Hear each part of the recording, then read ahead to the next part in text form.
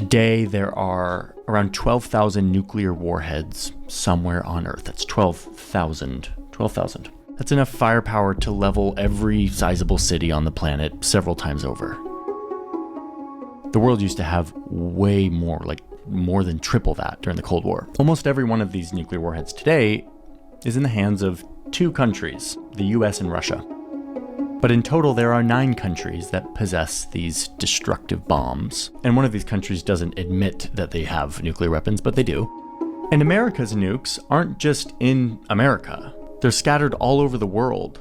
In ally countries, on land, in air, deep in the ocean, lurking in submarines, in a configuration that the US calls its nuclear posture. It's one of the most important parts of America's military strategy today, and we're about to see how it actually works in real life. Because these 12,000 nukes shape our entire world. Their threat is ever present. And so it turns the chessboard of geopolitics into a different thing than it was before. So the central idea of all of this is pretty simple, pretty intuitive, kind of, but then it kind of messes with your brain in weird ways, and we'll see how that works.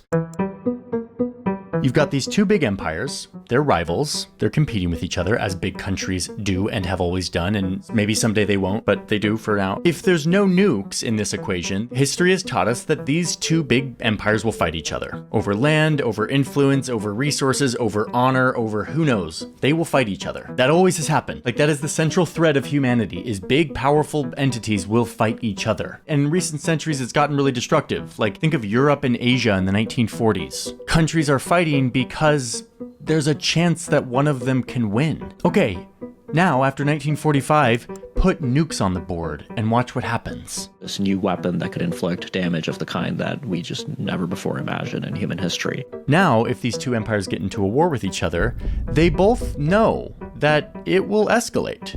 They will keep using more and more extreme force until eventually one side will use nukes, to which the other will respond with their own nukes. And then it's game over for everyone. Nobody wins, everybody loses, the world is on fire. The concept of victory becomes irrelevant because everyone's dead. This creates a calculus of fear, an understanding that you will inflict way more consequences on yourself if you go to war with your geopolitical rival. And this threat of total destruction is stronger than the urge to fight and dominate. After World War II, after we witnessed this destructive bomb in Hiroshima and Nagasaki, something changed. We crossed a line of understanding that there really was something that could really sort of end it all.